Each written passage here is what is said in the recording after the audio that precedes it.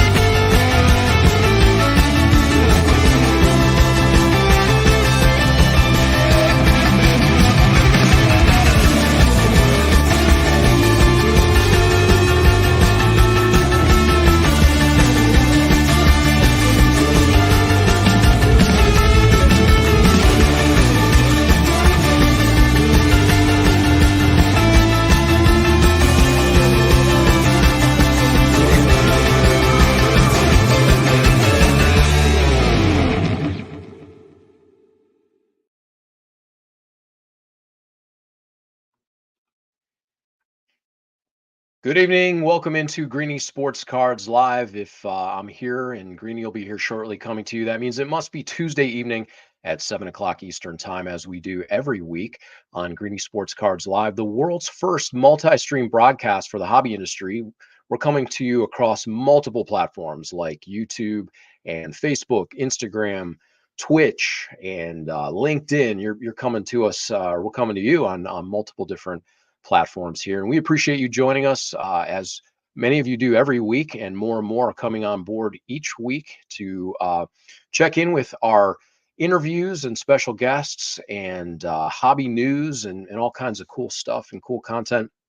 And we've got another special guest this evening who will be joining us a little bit later. Along with Greenie, we're going to get a chance to talk to Kenny Rhoda, a longtime sports talk host here in Northeast Ohio. He is on WHBC 1480 News Talk with the Kenny and JT show, which comes to you over the airwaves from 3 to 7 every day over there down in the Canton market. And looking forward to talking to Kenny. He's got some pretty cool stories, pretty cool stuff. One in particular from the National that we'll get into, and lots of other hobby news to talk to as well. So let's go ahead and bring in Greenie and talk to Steve about what's going on these days. Greenie, good evening. Hey, Jeremy, how are you? I'm well. Getting to travel a little bit of the country these days, which is pretty cool. Was down in Columbus recently, over in Kent for a little visitation, college visitation, and came back from a show last night. Got to see Pearl Jam in Indiana, and then was up bright and early to get back to Ohio. So lots of cool stuff going on these days. What's going on with you? Yeah, I haven't traveled as much as you lately, although we will be going to the Shipshewana Card Show this Saturday in Amish town of Shipshewana, Indiana.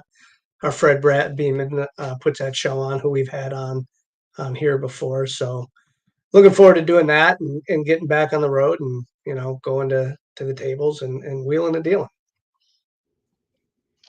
So. Yeah, lots going on. It seems certainly the hobby never slows down, and Greenie Sports Cards never slows down.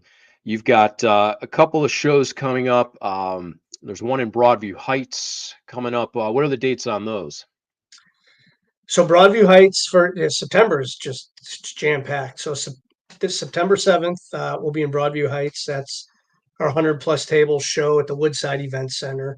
That's our quarterly show, 4 times a year. September, because August will be over. So September 21st, we will have our monthly Kirtland show, where Jeremy, everybody knows your name, if you didn't know that. Norman Cliff have told us that several times. So, but that's our monthly show, Kirtland. It's terrific. It's a great family show, kid-friendly show. It has high-end cards, it has low-end cards, it has Pokemon. It is a very fun show, and we get a lot of first timers that's their first time show. Haley, who we had on a couple weeks before, that was her first show that she ever went to before the national.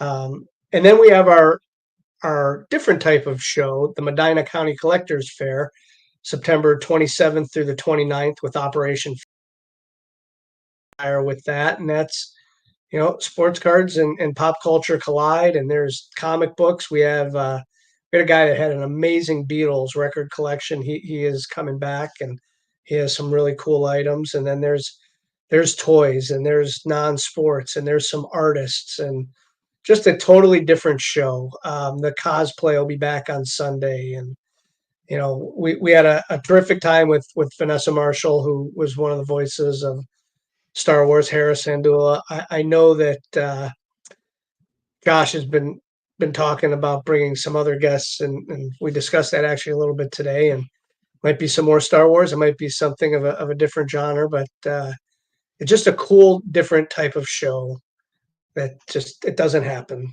very often. So something that we're going to try the end of. Well, we tried it in May, but it'll come back again at the end of September.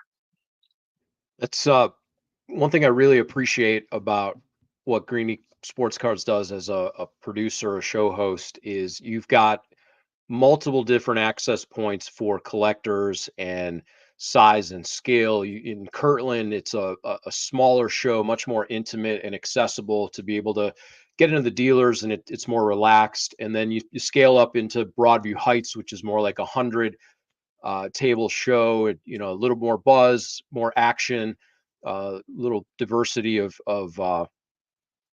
dealers and exhibitors. And then you get into the Great Lakes Collectors Convention, which is an animal unto itself, with hundreds of tables and interactive and media and personalities and sports. And then the Medina show, which as that's evolved, is really that pop culture and more Star Wars and anime, and as you said, Pokemon, and it's really more accessible for all kinds of collectors, not just sports cards. Yeah, it was, and it was funny. People didn't know how that was going to take.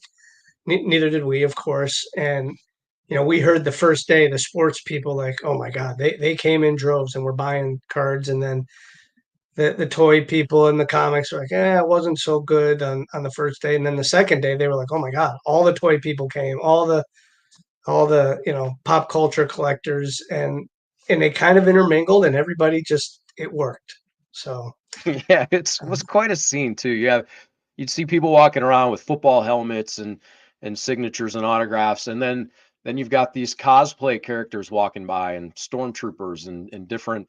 It was just a yeah, it really was fun. different vibe, which I enjoyed that very much. But it was fun.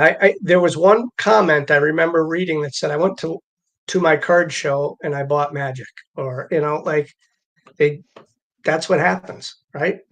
People collect a lot of different things. There's sports card collectors that collect comic books and toys, and so video They really games. do. Um, Yeah. Speaking of collecting, one story we definitely wanted to touch on today.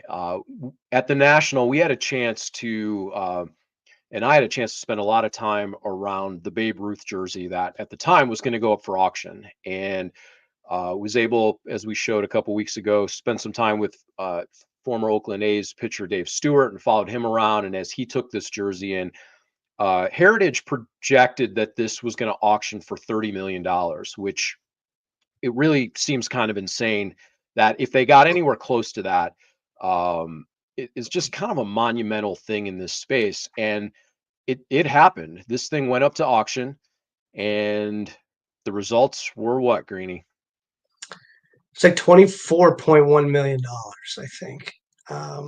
Just incredible. Yeah. And that's the thing. Like, yes, this was the famous call your shot jersey, but Babe Ruth jerseys in general, it's not like today where these guys just take their jerseys off and they do player swaps, and I don't know if a baseball guy wears 40 different jerseys this year. I don't know, right?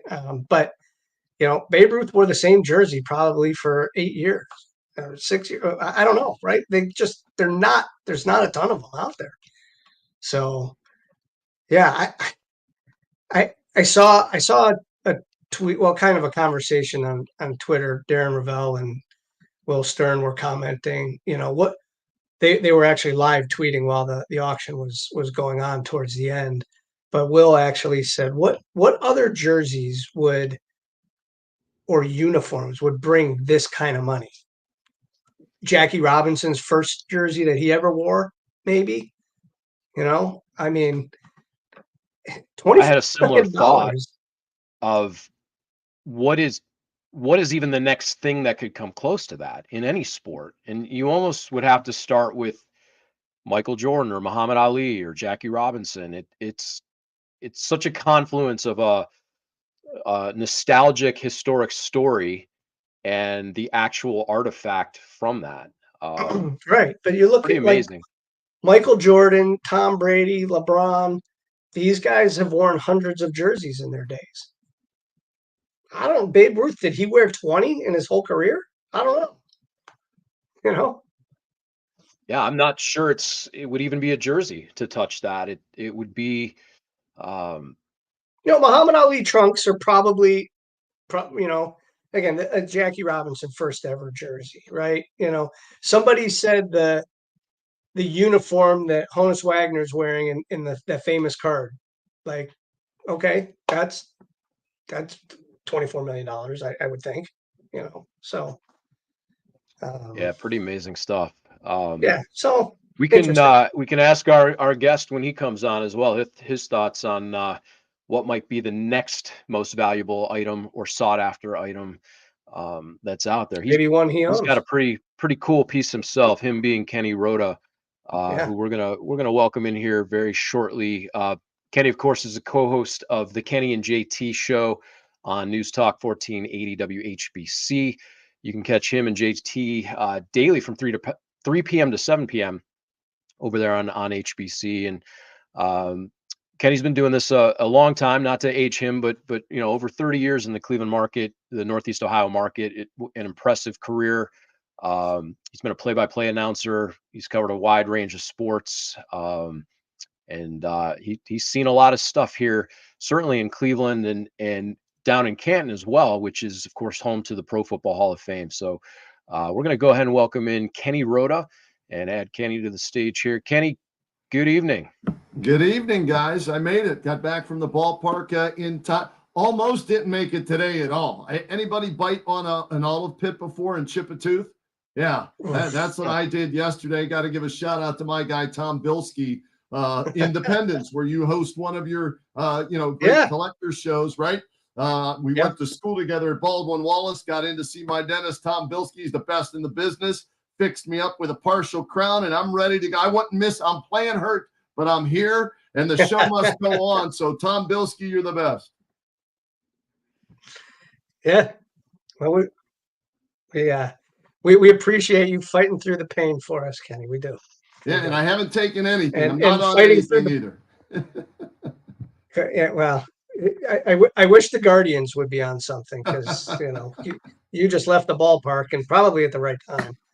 But, yeah, they've been struggling as of late. Kansas City owns them this year, and it's a game difference right now between the Guardians and the Royals for first place in the AL Central. So hopefully the Guardians can win tonight and tomorrow, increase that lead back to 3, and then we head to the final month of the season. And who knows what might happen in that final month of the season. But I'll be honest, I didn't expect them guys to even be in this thing at this point in the season. Now, I'm not using that as a fallback or an excuse that if they don't win or make the playoffs, it's okay. But I didn't have them, being a 500 team this year. And here they are about 20 games over 500. So I'm hoping they can close it. They've led the AL Central since April 14th, Tom Hamilton told me today at the ballpark. So I don't want to see them giving up the AL Central. I want them winning that thing, getting that first round bye, and then we'll go from there. Yeah. We'll touch on them a little later, but that back to that Babe Ruth jersey. Did you have a chance to take a look at that at the National the couple days you were there? I walked by it, looked at it, and was amazed at it. And this is the call your shot jersey and everything like that. And I'm not a Yankee fan, but I respect the history of the Yankees. And arguably the greatest baseball player of all time is Babe Ruth, right? So for something like that, to be available and then go for $24+ million is pretty amazing. And whoever got that, number one, has money to burn, and number two, has a pretty damn cool piece of memorabilia, arguably the greatest of all time. Yeah, I mean that's the center. Now, again, if you have 24 million to spend on that, you probably have other cool things, no doubt. But that's got to be a centerpiece of anybody's collection, no matter. Now, there's art that's worth well more than that. I know that, but like that's cool. Yeah. It's, to me, and I'm learning this as we're going to get to my Jordan piece here in a little bit. It's basically up to the collector and what they value, what they appreciate, what they think is worth spending a lot of money on. And, Babe, I mean, when you think of baseball, Babe Ruth, right? When you think of football, used to be Jim Brown. I think maybe Tom Brady's past him. When you think of basketball, it's Michael or LeBron. When you talk hockey, Wayne Gretzky is number. So if you can get something from, one of the GOATs of that big four in America, right? The U.S. sports, especially if it's game worn or, from a game signed by somebody like that, that really stands out as a special piece. Yeah. And, obviously memorabilia is way different now than it was when those guys played. And like we were saying, like all these players do the jersey swaps, and you see them holding up at the end of their games, and they're, the players trading jerseys from themselves. I think there's a Patrick Mahomes up for sale or just sold in one of the auctions that he gave to a player after a game and signed it to him. Like, Patrick Mahomes has probably worn 20 jerseys already in his career, right? I said that I don't know that Babe Ruth wore 20 jerseys his whole career. I don't know. I mean, they weren't making them back then and flipping jerseys every day, and it's. Some of it has to do with when did he wear the jersey, right? Well, sure. My mentor, the late great Jeff Sindelar, used to tell me, "Rhoda, is it game worn?" And I'd say, "Well, yeah, it is." Did he sign it? Yeah, Jeff, he did. Then it's worth more. So game worn, signed in a big event, like from a Super Bowl or calling the shot, or a major event like that, then yes, that drives the value up because it's the only one of its kind. And that's what Jeff used to tell me. If you have something that nobody else has, nobody else can get, then that increases the value of whatever that sports collectible is. Yeah. That's a good item, he would say. It is a good item, neighbors. It is a good item. Speaking of good items, we're gonna show a really good item actually here. Kenny, so you were out at the National Sports Collectors Convention a couple of days. One day, actually, there's a story behind that too, that you didn't get there. But you were able to join us and brought out an unbelievable 101 piece that you were able to show our buddy Darren Ravel, but also take over to the Golden Auction booth and kind of get this thing assessed and check out the value of it. Tell people what this piece is and the story behind it, and then we can get into kind of the particulars of what makes it so valuable. Yeah, this is a piece that I put together many years ago, and it was from the 1990 season, March 28, 1990, when Michael Jordan scored his career-high points, regardless, preseason, Olympics, postseason, regular season, right? He scores 69 points. That's the most he's ever scored in a game. And I happened to be at that game. And at that point, I'm out of college, 4 years? So I'm trying to do as much media coverage as I can. And I happened to be doing a demo tape that day. I was, big basketball fan, wanted to do play-by-play. And so I asked the Cavaliers, and they put me up in the upper deck in an area where I could sit and do on an old tape recorder play-by-play. And so as I learned, what you're supposed to do is you prep for every game like it's the 7th game of the World Series. So I took the score sheet that they gave us from the Hoop magazine that you got when you went to every game. It was so cool back in the day at the Coliseum, right? You walk in, you get a Hoop magazine with the other team that the Cavaliers were playing, their best player usually is on the cover. So they're playing the Bulls that night. So Michael Jordan's on the cover, and you rip out the score sheet from inside that Hoop magazine. And so I start putting down stats. I get there early. I'm writing all my stats down so I can reference this during the game as I'm doing a demo tape, right? Play-by-play demo tape. And so I'm like, okay, so the game starts, and there was a hard foul, I think, early in the game on Jordan. And the story goes he got pissed off, so he decided to take it out on the Cavaliers the rest of the way. And he scored a career-high 69 points on that day that I just happened to be doing my demo tape. So, the game's over. Bulls win. Jordan almost has a 69-point triple-double, goes crazy in the game. And I've got my score sheet and, the Hoop magazine cover. And we go down to interview Michael. And you're normally not supposed to ask for autographs, but it wasn't as restrictive back then as it is today. But this was, and I heard Jeff Sindelar, because we were friends even before I was at, WKNR. I heard his voice, from his shows that he would do. Is it game worn? Is it game signed at the game? And I'm thinking, all right, this might be the one time where I, hey, would you mind signing this? And sure enough, Jordan signed my score sheet and the cover of that Hoop magazine. And so I took both of those along with the official score sheet that they printed out and gave to everybody in the media and put that together on this piece that you're seeing me with Darren Ravel they're looking at, along with my press pass to show I was at the game and the date of the game.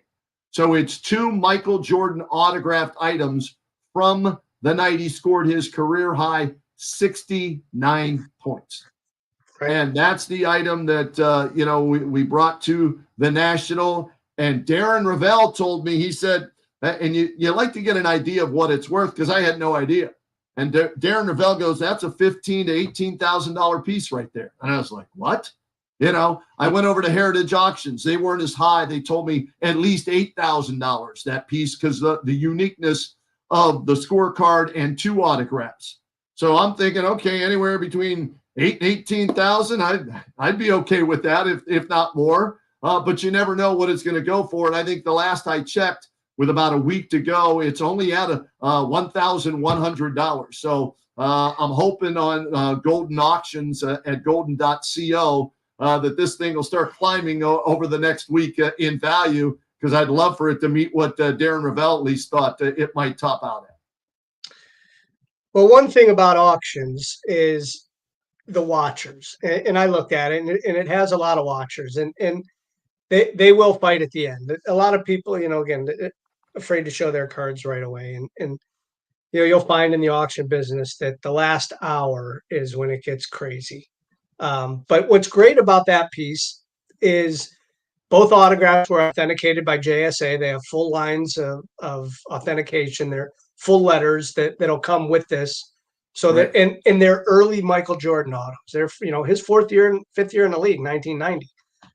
So that's an early autograph, as opposed to the autographs he signs now. He's changed it a little bit, and we don't have the close up there. But when people go into golden.com and golden.co, and we'll put the link on all of our stuff today, as we've shared it several times. But that's a really unique autograph, and there's 2 of them there. So it's very cool, and a very early signature of Jordan that have full lines of authentication on them and proof of when they were signed. And nobody knew that was going to be his 69 points. Okay, he'll get to 100. Will did it, but that's it. 69. That was his highest point total in his career against the Cavaliers. He scored 63 in a playoff game against Boston. We all remember that, right? But 69's the high. Like you, we thought for sure he'd probably score, maybe 100 against the Cavs, because he went on to torment them for many, many years. But and somebody asked me, well, why are you getting rid of it? Well, Jeremy, as you mentioned, I've been in the business for a while, which means I'm old, and I've got a bunch of memorabilia that I collected over the years. And you know what?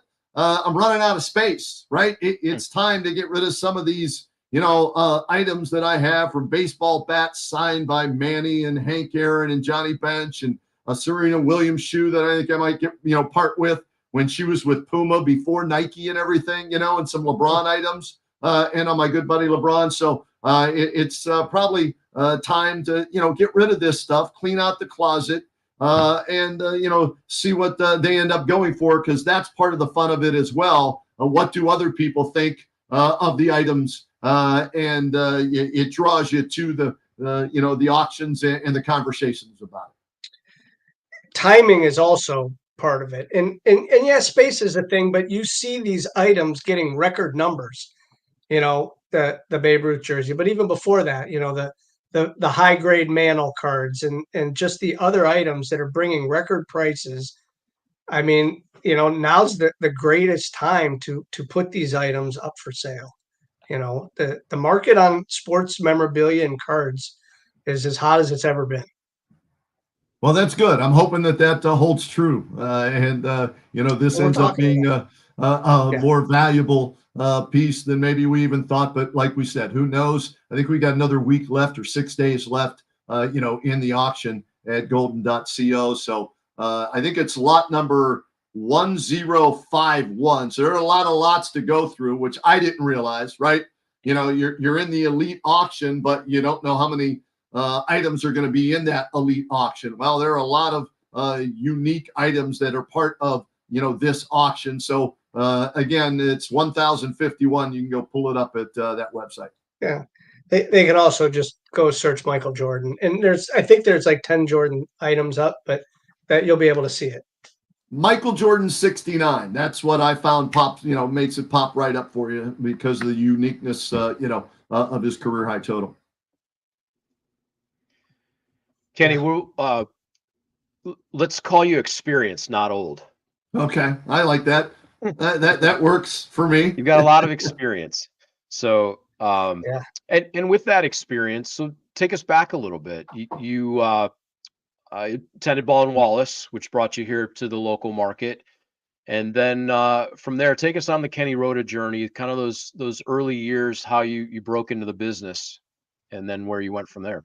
I went to Baldwin Wallace to play basketball, and after about 2 years, I realized my dream of playing in the NBA was not going to happen. So what's next, right? That dream gets shattered, but I wanted to, stay involved in sports, and I got involved with 88.3 WBWC radio at Baldwin Wallace and became the sports director there. And since I couldn't play in the games, I started calling the games, football, baseball, basketball, traveling with the teams and everything. And that really got my juices flowing. And yeah, this is what I want to do because I'm still around sports, and interned while I was in college at a couple of local cable companies. And right out of Baldwin Wallace, I was hired by the company that I had interned for. And we did local public access high school football games. And I convinced them to do Baldwin Wallace games as well. So I had to do a lot of things I didn't want to do. I didn't want to direct. I didn't want to produce. I didn't want to edit. I just wanted to call games, right? But when you get out of college, you take whatever job you're offered, and you do all those things to give you the opportunity to do the other things. And that's how I started doing public access games for what was then eventually called Cablevision, owned by the Dolans at the time, right? And what did the Dolans elect to do? Hey, we're going to start this radio station, and it's going to be an all-sports radio station called WKNR. And I hear about this, and I'm like, this is a dream job. All they do is sports 24/7. I need to see if I can, get on board with this somehow, some way.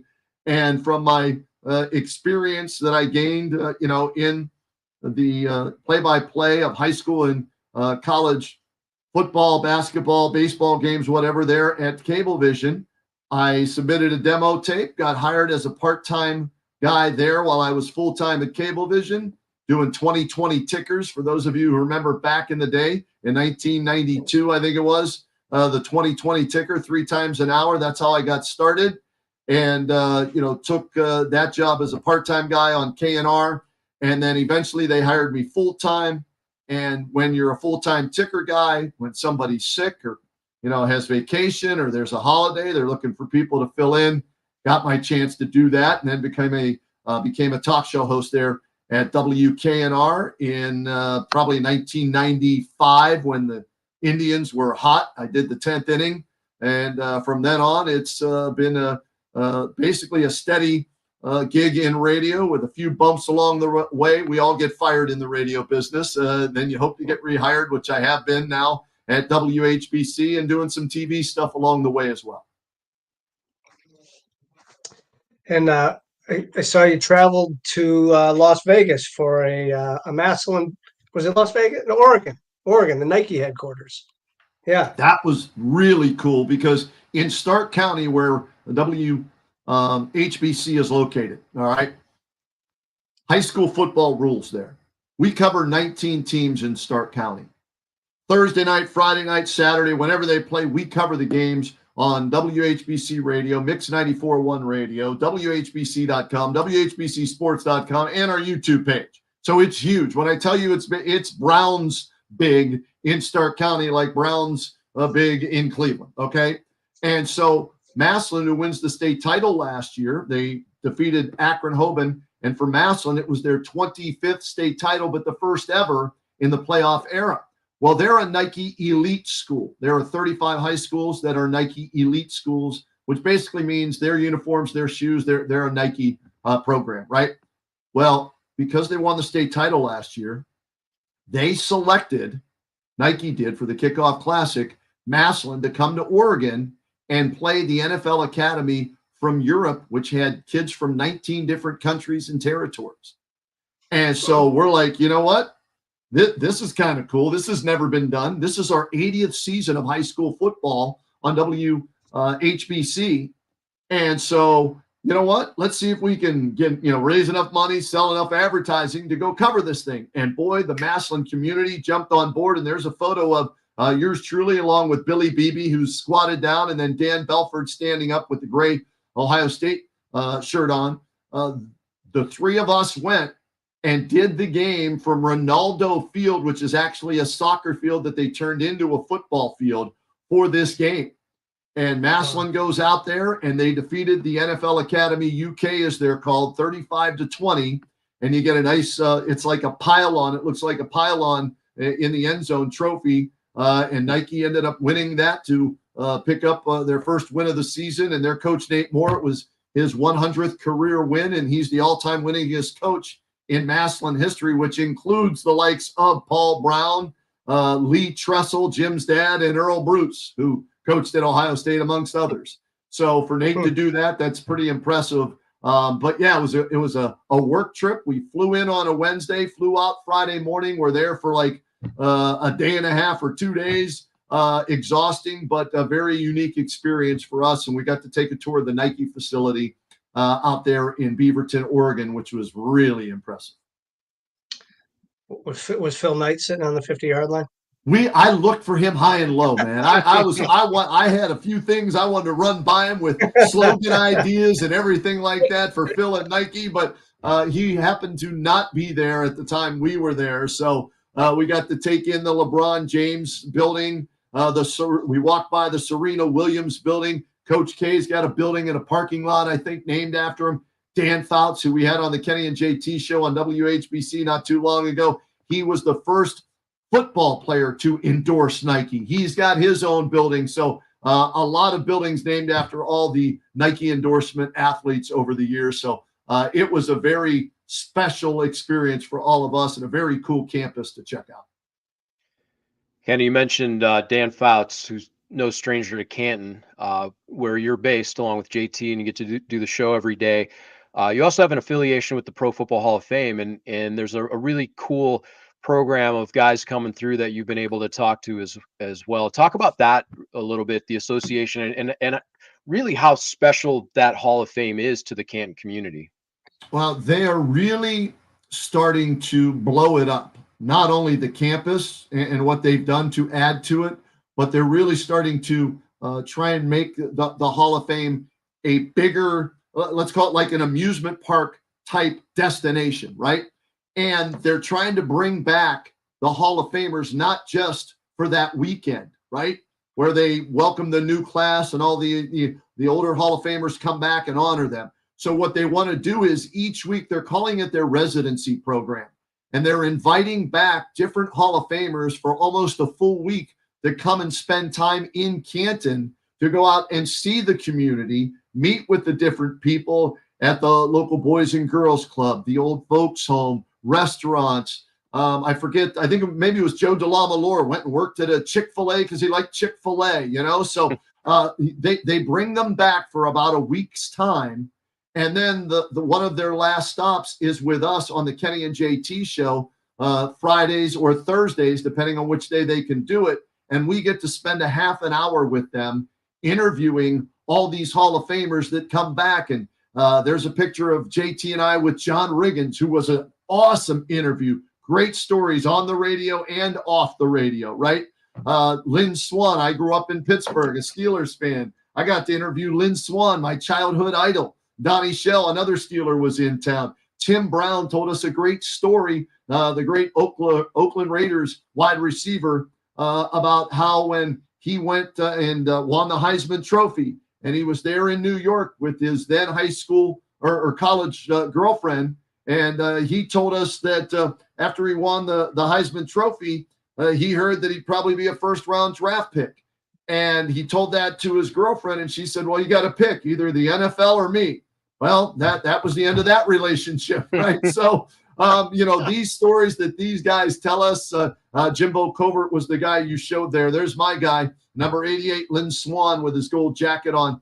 We've had the opportunity to, interview these guys, and we try, we ask the regular football questions, but we try and go off, target a little bit and get some interesting stories, and they're willing to share them with us.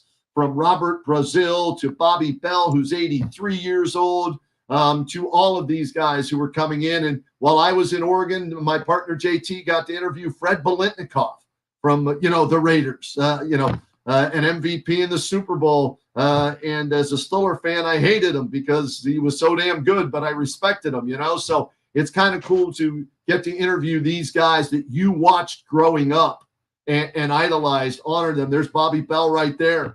And sharp as a tack for 83 years old. So these guys all of them have been fantastic. And I think I think we've interviewed 14 different Hall of Famers since this started.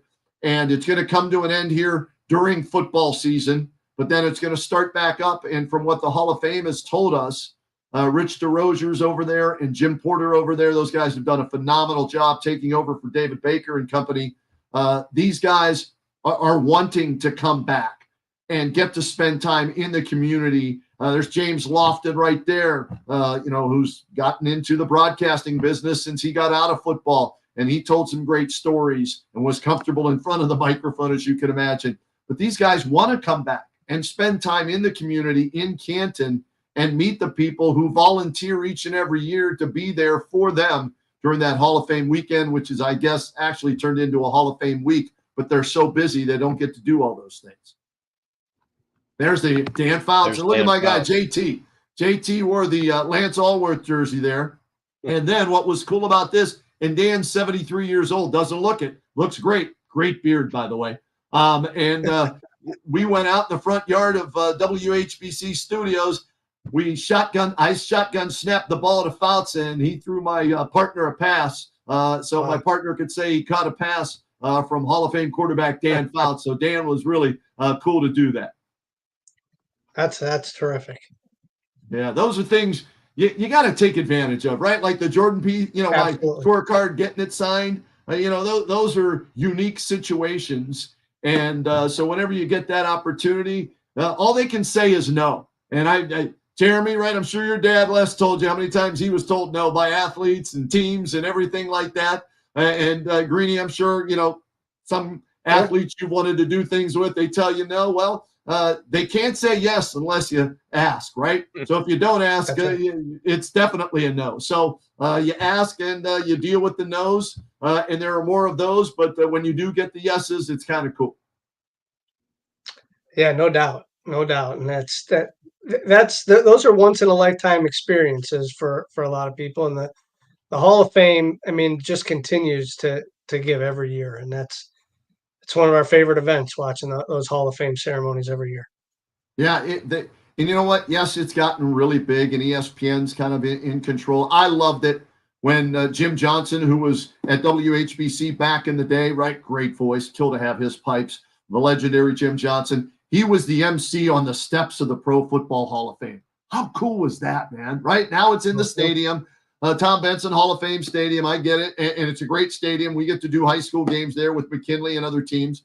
But it was just so cool on the steps. And it's come a long way since then. Some prefer, that it would still be on the steps, but the changing world that we live in, and that's what's great about it. The name, I mentioned Jeff Sindelar, Greg Brinda, who I got to work with, your dad, I remember listening to those guys, Pete Franklin, when I was in college, and you felt like you got to know them and you run into them at games before I even worked at KNR. That's how I got to know some of them before I worked there. So it's just hey, we're experienced, we're vintage, we're old, however you want to say it.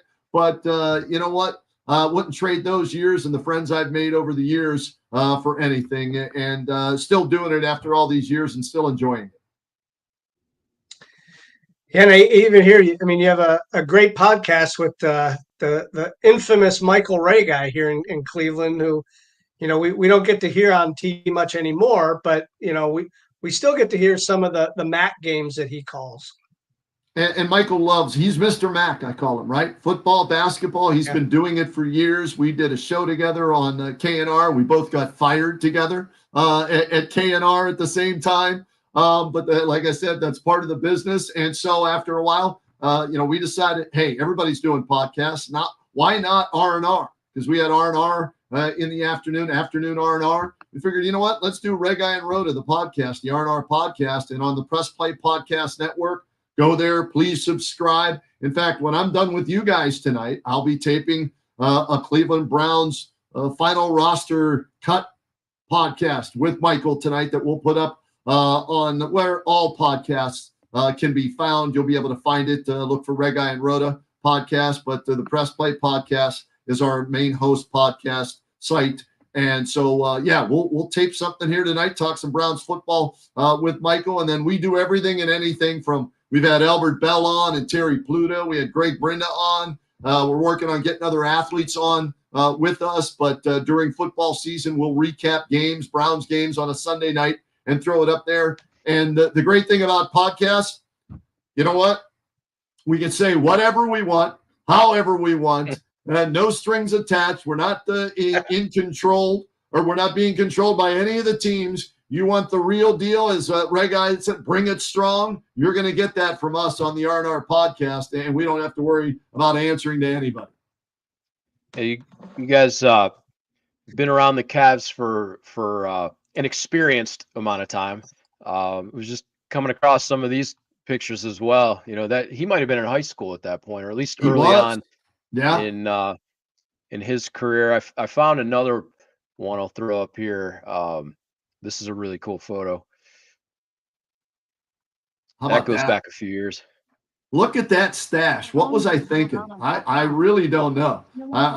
My son laughs at me whenever he sees that picture of me and Mark Price. And if you look in the corner of the left with his arms folded, the legendary author Terry Pluto. Yes, very good. That is Terry with Pluto hair. Some hair. I know, some hair. I just saw Terry at the Guardians game today. But yeah, so Mark and I have remained friends ever since back in the day when they wore the what were they? The orange and blue delivers, hard work in town, hard work in. It's my favorite fight song of all the fight songs ever by Michael Stanley. Good. So yeah, it was really good. But that LeBron photo, Jeremy, was actually taken at the Cleveland Sports Commission Awards or whatever they're called. I forget what that event is called. The Cleveland Sports Commission Awards. Yeah, the Greater Cleveland Sports Awards. That's it. There you go. And so that was either junior or senior year in high school for LeBron at St. Vincent, St. Mary. And I got a couple of items signed by him at that time, Greenie, that we may be talking about in the not too distant future. And you talked about Jordan, early Jordan autographs. Early LeBron autographs are really different from, mid LeBron and current LeBron autographs. He actually used the letter L, right? It's an L from when he was in high school. Now it's like Michael with the 23 almost to start signing his name. Yeah, so we've got some of those old LeBron autographs in the vault, as I like to say. Kenny, how many points would Mark Price put up in today's NBA? One of the greatest shooters of all time. Yeah. You know what? He told me one year he led the league with 6 3-point attempts per game. That's a quarter for Steph Curry, right? Yeah, I mean, right. A lot of times. He led the league. Mark averaged, I want to say 15 to 16 points over his entire career, where, the last few years that brought the average down. And I don't know if people realize this. LeBron James and Mark Price are the only Cavaliers to ever be named all NBA first team. That's it. LeBron multiple times, Mark Price one time, but he's the only, not Brad Daugherty, not Donovan Mitchell. Nobody else has been named first team all NBA besides LeBron and Mark for the Cavaliers. So Greenie, he'd be at 21, 22 points a game, easy. With today's game, the way he would step out and shoot it back then in the pick and roll with Brad Daugherty and the way they worked it. Yeah, he'd average, in the 20s for sure. And he and I always have this conversation. He comes in and does a lot of basketball camps in Ohio now. He comes to Medina where I live. And we always talk about the trade of Ron Harper, and how that just, really screwed up the path to a championship for the Cavaliers. And we agree that even with Jordan there, if they had kept Ron Harper, the Cavaliers, and there's one of my Hoop magazines signed by Mark there from back in the day. He said he thinks they would have won at least one championship had they kept Ronnie Harper. And I agree with them 100%. There are two people that I would love to ask the question, Ron Harper being one. Kept you, do we win a title? And I want to ask Trevor Bauer if he didn't get hurt if we win the World Series. Great question. Those are the two people I want to ask. Yeah, right? Damn drones, right? I mean, come on. But hey, that's Trevor. He's outside the box and outside MLB right now, still trying to get back in. But yeah, that's two good questions for sure. And how about this? Ronnie, of course, goes elsewhere and ends up with 5 rings, right? Ends up playing with Michael instead of against Michael in a diminished role, but still an important role. And Mark told me, he said, look, he was never going to be as good as Michael, but he would have made Michael play defense on the other end. And Ronnie could at least, jump with Michael from the defensive, side of things. And so, yeah, to this day, and I know it wasn't Wayne Embry's decision. It wasn't Lenny Wilkins' decision. It was Gordon Gunn's decision. Because, they were worried that Ronnie was hanging with the wrong people, and there were federal investigators allegedly, checking the people he was hanging out with. And, as one of the stories I've been told, I'll throw the allegedly in there so nobody sues me, that the Gunn said, get rid of him. We don't care what you get. We don't want to have to deal with this. And they were forced to trade him and the best deal they got was Danny Ferry and Reggie, Reggie Williams. That was the trade with the Clippers. Would have rather had his Georgetown teammate Patrick Ewing, but that would have been nice. Yes. Yeah. So yeah, so we touched on, you got Ray Guy and Rhoda. We touched on, you've got doing some stuff work for the Monsters as well, the Cleveland Monsters last season. I love hockey. I've been doing it. I started covering hockey. Gosh, it was Mario Lemieux playing Wayne Gretzky, Penguins, Kings, late 80s, early 90s. Forgive me for not remembering the exact date. In an exhibition game at the Richfield Coliseum, and they sold it out. So on the same night, I got to meet Gretzky and Lemieux. And I wish I would have sent you one of the pictures because, again, the stash and the glasses are something to laugh at. But to look at those guys, but at least my hairstyle was in because they both had the same hairstyle as I did when I had hair. Not a lot left now. But yeah, I got to meet both of them on the same night, interview both of them, photo taken with them, and then over the years got those photos. Well, one of the photos signed, and then I got a Gretzky autographed torch from one of the Olympics in Vancouver, mini torch.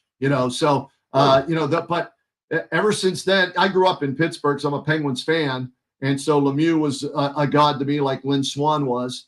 But then I got involved with the Cleveland Lumberjacks back in the day. And they eventually became the Cleveland Monsters. And I called games on TV as a rinkside reporter with the guy I work with now, Jock Callender, playing for the Cleveland Lumberjacks and won a Stanley Cup with the Pittsburgh Penguins. So it's kind of cool that it's come full circle and we've worked together now. And it's been, 30 years since I've been covering hockey in Cleveland. Don't know if, each year you don't know if they're going to call you back to do it again. So in our business, you wait and see. So I'm keeping my fingers crossed that even though they formed that Rock Financial Network or Rock Sports Network, I'm hoping I still get to do Monsters games. And there's when we had the outdoor game 2 years ago, and unfortunately it was too hot that day. And the game got delayed like 4 hours, and they had to play it at night, right? The one time we wanted it cold in Cleveland, and the weather was too warm for that game. So we ended up not being able to do it on TV. We just did it on radio that day. So, but they gave a valiant effort in the playoffs this year, the Monsters. Yes, they did. Game 7 overtime. So that means it came down to 1 goal. That's what separated the Hershey Bears, right? And the Cleveland Monsters. And we said, and Tony Brown does a phenomenal job as the play-by-play voice. Jock Callender, Brad Thiessen, who's a former goalie when they won the Calder Cup in 2016, is also on the broadcast. And our entire crew does a great job, putting those together. But we all said whoever wins this Monsters Bears series is going to win the Calder Cup. And sure enough, Hershey went out and won the Calder Cup. And I think the Monsters would have done the same had they gotten there. And that's what's so cool about my job. I'm behind the scenes. I'm near the locker room, and I get to, be right there on the bench for the pregame skate and the warm-ups and everything. And those guys are fantastic to work with. And Trent Vogelhuber, who is their coach right now, is going to be an NHL head coach at some point. He played for the Monsters. Was on that Calder Cup team, and now he's a young, up-and-coming head coach in the AHL that will coach at some point as a head coach, in my opinion, at the NHL. Yeah, they were down 3-0 if I recall, and they came back and forced overtime in Game 7. Yeah, and Cleveland is not a hockey town, but they really captured a lot of people in that series. Shame on you. It is a hockey town. That's what people think. Should be. Right? Should be. Yeah. How about this? They led the AHL in attendance, over 10,000 people for a minor league hockey team, right?